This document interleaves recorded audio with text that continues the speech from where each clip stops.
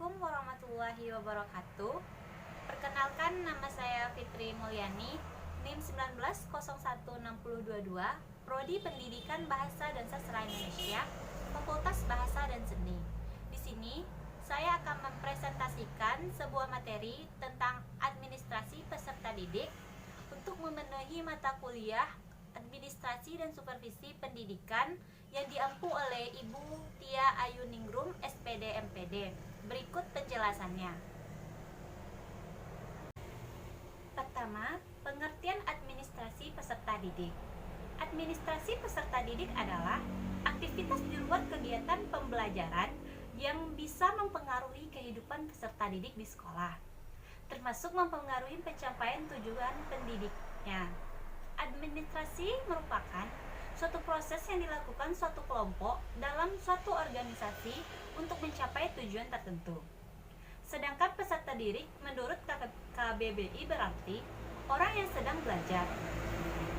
Menurut Sutidjo, administrasi peserta didik adalah proses pengurusan serta layanan dalam hal yang berkaitan dengan murid di suatu sekolah, mulai dari perencanaan penerimaan murid baru, pembinaan selama murid berada di sekolah, sampai dengan murid menamatkan pendidikannya. Sedangkan menurut Suharsini, administrasi siswa sendiri dapat didefinisikan sebagai pencatatan siswa, mulai dari proses penerimaan hingga siswa tersebut lulus dari sekolah yang mereka jalani.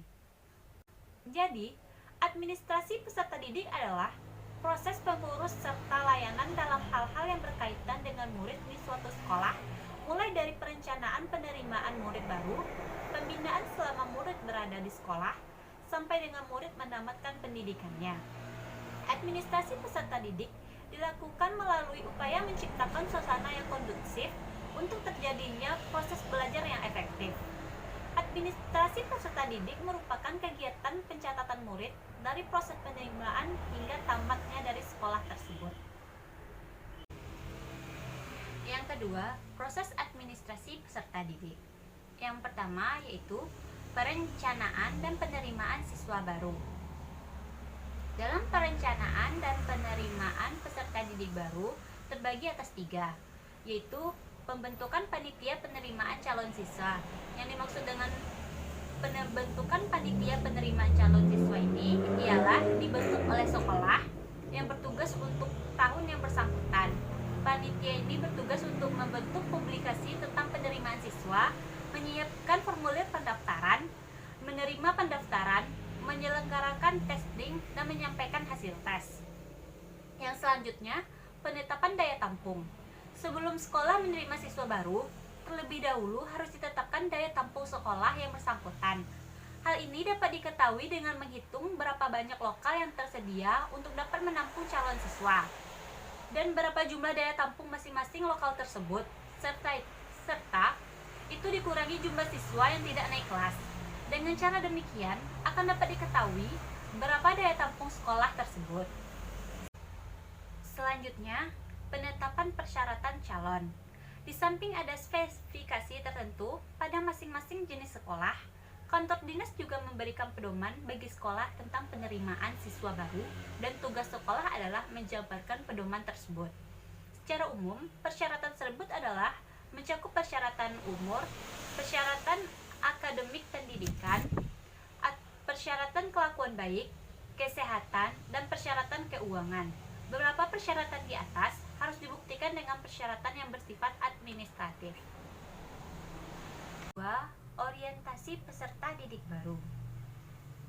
Setelah siswa diterima di suatu sekolah, maka kegiatan lain yang perlu diikuti yaitu orientasi siswa baru. Orientasi siswa baru adalah suatu usaha sekolah untuk memperkenalkan potensi-potensi sekolah dan membantu siswa untuk beradaptasi kepada sekolah. Selanjutnya, pengaturan disiplin dan tata tertib sekolah. Disiplin adalah keadaan tertib di mana orang-orang yang tergabung dalam suatu organisasi tunduk pada peraturan-peraturan yang telah ada dengan rasa senang hati. Selanjutnya, ganjaran dan hukuman. Ganjaran adalah sesuatu yang diinginkan yang diterima oleh siswa karena mendapat prestasi berdasarkan usaha dan tingkah laku yang pantas. Sedangkan hukuman adalah sesuatu yang tidak diinginkan, Namun, siswa harus menerimanya karena tingkah laku mereka yang tidak pada tempatnya. Yang ketiga, pengelolaan kelas. Pengelolaan kelas merupakan upaya mengelola siswa di kelas yang dilakukan untuk menciptakan dan mempertanggungjawabkan kondisi kelas yang menunjang program pengajaran dengan jalan memotivasi siswa agar selalu berperan aktif dalam pendidikan di sekolah. Dalam kegiatan ini, guru harus memotivasi dan mengendalikan kehadiran siswa dalam mengikuti pelajaran. Yang ketiga, instrumen administrasi peserta didik, manual, dan elektronik. Untuk mempermudah dan memperlancar jalannya administrasi kesiswaan, maka diperlukan ditunjang dari berbagai instrumen atau alat yang diperlukan. Instrumen yang dimaksud adalah antara lain berupa buku-buku, format-format yang digunakan untuk merekam semua data dan informasi yang berkenaan dengan siswa. Adapun instrumen yang dimaksud yaitu manual, buku induk siswa, buku Kepler, daftar presentasi, daftar mutasi peserta didik, buku catatan pribadi peserta didik, daftar nilai, buku leger, buku raport. Sedangkan elektronik, buku induk siswa, buku Kepler, daftar mutasi peserta didik, buku catatan pribadi peserta didik, daftar nilai. Selanjutnya, kelebihan instrumen elektronik yaitu lebih cepat, lebih teliti, kapasitas lebih besar, kemampuan mengulang, mudah mengupdate, mempermudah untuk mengirim dan menerima data. Selanjutnya, yang keempat, peran guru dalam administrasi peserta didik. Guru ikut terlibat dalam administrasi peserta didik, terutama pada kegiatan pengelompokan peserta didik dan tata cara menentukan kedudukan peserta didik dalam kelompok. Yang kedua, pengelolaan kelas. Yang ketiga, kenaikan kelas dan EBTA. Selanjutnya, peranan guru dalam pengelolaan murid. Yang pertama, guru dapat dilibatkan dalam penerimaan murid baru dengan menunjuk mereka sebagai panitia penerimaan yang dapat melaksanakan tugas-tugas teknis mulai dari pencatatan penerimaan sampai dengan pelaporan pelaksanaan tugas.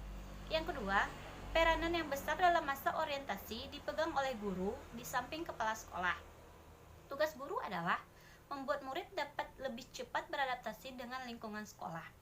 Peranan guru dalam hal ini sangat penting, karena kekeliruan dalam orientasi dapat berakibat kurang menguntungkan bagi jiwa anak pada waktu-waktu selanjutnya. Yang ketiga, untuk pengaturan kehadiran murid di kelas, guru pun mempunyai andil yang besar. Guru diharapkan mampu mencatat atau merekam kehadiran murid secara kontinu dan teliti. Data kehadiran ini dipakai sebagai bahan pertimbangan untuk kenaikan kelas. Yang keempat, guru harus mampu menciptakan suasana yang mendorong timbulnya motivasi murid untuk senantiasa berprestasi tinggi. Hal ini dapat dilakukan misalnya dengan membuat grafik presentasi belajar murid-muridnya, dan murid melihat grafik presentasi.